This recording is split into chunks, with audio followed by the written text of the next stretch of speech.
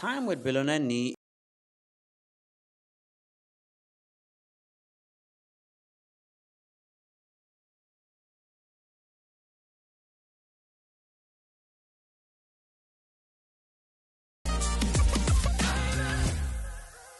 Time with billionaire need.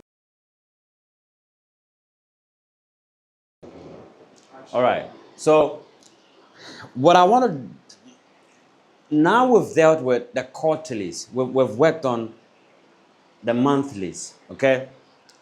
You want to do the same for the weeklies, and you do that as the weeks come by. When the week is coming by, you sit down, take your time, plan out, knowing where you're coming from with the quarters, with the year quarters, and then of course the month that you plan it out. Now, when you take the time and you do that, it could take hours, but once you get that done, the rest of your week becomes very organized. I'm telling you, it becomes very organized. You know what to cut out, what not to allow into your system. Very important. Now, the next thing I want to talk about before we wrap up has to do with, I'll be dealing with some obstacles, because this is not an easy thing to do. I mean, there's one thing drawing the plan carefully, but there's another thing following through. A lot of us can, master the courage and get to the point where we actually put this thing down. But now execution is very important. There are a few things that sometimes can stop a person, one, from deciding to set a goal in the first place, and then also following through on that. The first thing I want to talk about when it comes to that has to do with common things that people, make up when it comes to goal settings. Not make up, but common mistakes that sometimes they do. We set too many goals. When I was running through that, I told you that when you pick every area that you feel like you have to work on for the year that ties into your major goal for the years that you set for yourself. Now, the key is that you don't want to set too many goals. Because when you set too many, you become overwhelmed. Because remember, if you have to plan everything down to the monthlies, to the quarterlies, to the weeklies, it becomes a lot. Okay? So you get overwhelmed and it makes you quit. So what you want to do when you pick like your career, if that's a major part of your thing, then you have to set at least 3-4 goals under that. That is major. Don't deal with the minors. The minors will come, by the way, but focus on the majors. Focus on the majors. So the major things that fall under that is very crucial, that can help you accomplish that, is what you want to focus on. Okay? And when you do that, it makes accomplishing it very easy because it doesn't look overwhelming. But you have one area and then you have about 10 goals. I mean, you have to break each one of them down. That becomes too much.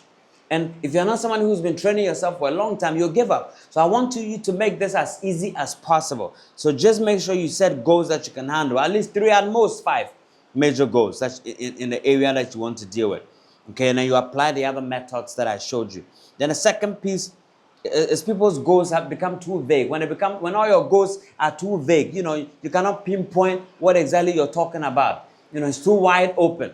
It becomes a lot difficult to really follow through. 1, 2, and then you give up on it. 1, 2, you give up on it. Make sure your goal is very specific. Don't set goals that are not measurable. Make sure your goals are measurable. Put numbers to them.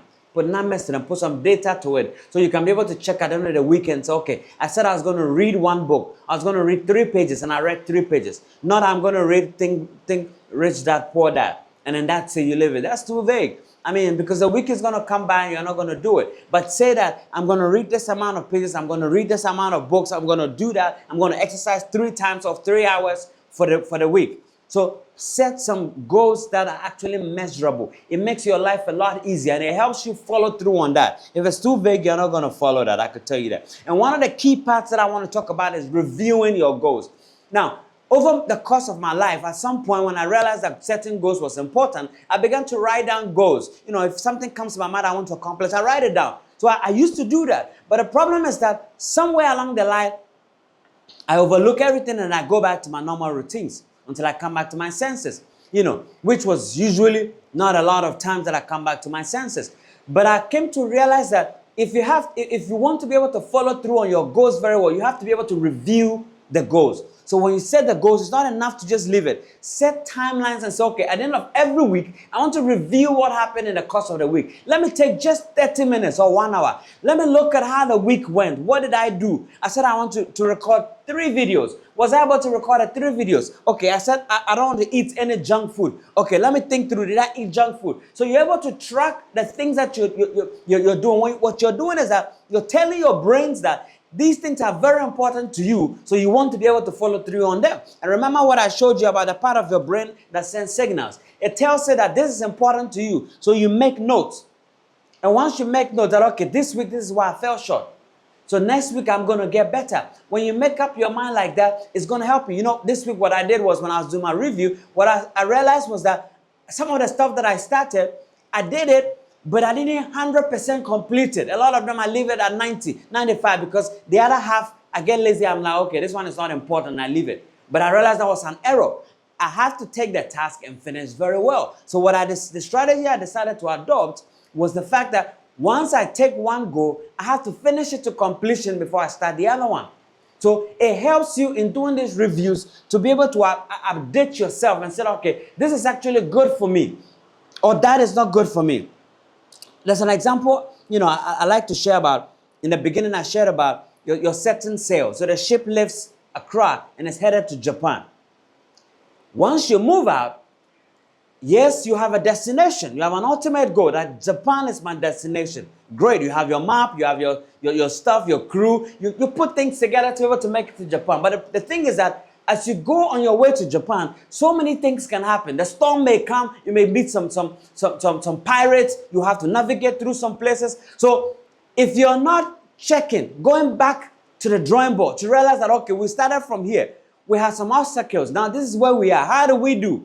Are we on course? If you do not do these reviews, what will happen is that you've, yes, have the destination and everything, set sail to be able to make it there. But if you do not review where you're going as you move on, if the captain do not come and take the map again, if you've seen Titanic, you realize that at a point, they have to bring out all the maps and figure out, okay, now we have some iceberg here. So how can we find another way to navigate to make our way back to the place we're trying to get to America, in the case of Titanic. So when you do that, it helps you, and it avoids you ending up in the wrong direction that you didn't intend. So you started a year, you said, these are the things I want to accomplish. But because you were not reviewing, you get caught up because different things come as the year goes by. January, February, March, April, May. Oh, so many things begin to happen. And when that happens, because you're not reviewing your thing constantly, what happens is that by the time December comes around, you've actually ended up in a country you don't even recognize. Meanwhile, you were headed for Japan. You knew where you were headed. You had the tools to help you get there. But because you were not reviewing, if something happened that shifts you off course, you don't realize it. And then you keep going. Something that takes you 3 months to realize that, oh, actually, I had decided that this is why I was actually going to, the route I was going to use. But now I find myself here. And you have to go a long route to get there. So review is very critical for me as a person that decided that I want to set proper goals and follow through on them. So I want you to do the same. Do not underestimate that. If you don't do anything I tell you, make sure when you set the goals, you actually review them. Give yourself time. If it's 1 week, 1 month, don't wait 3 months to say I want to review them. No, it's going to take too long. You'd have drifted. 3 months is a long time to drift. So make sure that you're checking and making sure that, yes, constantly things are aligning. The guy shows up 2 weeks after he started executing. And he comes up with a brilliant idea. But the idea doesn't fall in line with where you're going. But because you don't review 1 month, 2 months, 3 months, by the time you come to your senses, you've drifted way off course. And all the time you should have used in focusing on your goals, you're focused on something else that was very relevant to you and where you're going. So don't joke with that aspect. Now, don't be too rigid. Be flexible in your goals. Okay. Now, if you realize that as you're moving on, a particular goal needs adaptation, adjust it. I adjust my goals all the time. If I realize that, okay, this goal that I've set needs some tweaking, don't be rigid. Don't say because I've said this and that's it. You cannot tweak it. You can tweak it. You can tweak it. Sometimes a new opportunity may be introduced that you didn't think about, but fits perfectly into your goal and is more important than some of the other stuff. You can do elimination by tactics. Okay, this is now high priority, so I can eliminate this one now, utilize the time to do this one. You see, but once you're flexible, it helps you to be able to change and then adopt easy methods, easy approaches to arriving at the same goal. It's not to help you to make you drift, but it's to help you refocus, save time, readjust, but aimed at the same goal. So these are some of the stuff that I want you to think about, as you're working on your goals and executing them. Very, very important. Okay, so let me just give you a quick action plan. You envision. That's what we did the first time. You envision. You write it down. Write it down. Remember, writing down 42% already accomplished. That's the key. So it's very important to write down. Now, when you're writing, make sure you're measuring that against the SMART goals that we talked about. The SMART formula is very important. Check it against each one. Every goal that you set, check it against the SMART. Make sure it's specific, measurable, it's achievable, it's relevant, and it's time bound. Always run every goal through that. I'm telling you, it's going to do you a lot of favor.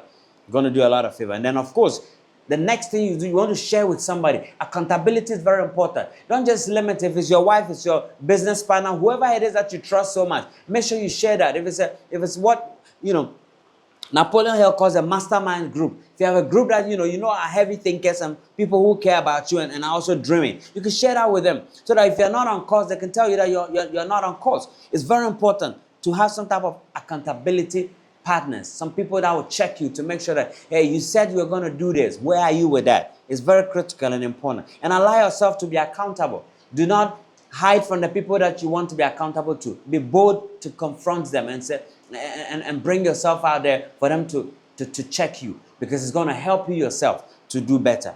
And then make sure you're reviewing the goal. Make sure you're reviewing it. Make sure you're reviewing it. Make sure you're reviewing it. Very critical. And I'm telling you, when you do this patiently, it's going to set your year apart. You're going to have one of the fantastic years that you've ever had. You're not going to regret that you took the time. Even if it takes you a day. Trust me, it took us a day to go through our 2026 plans. It took us a day. Just sitting on our ass down.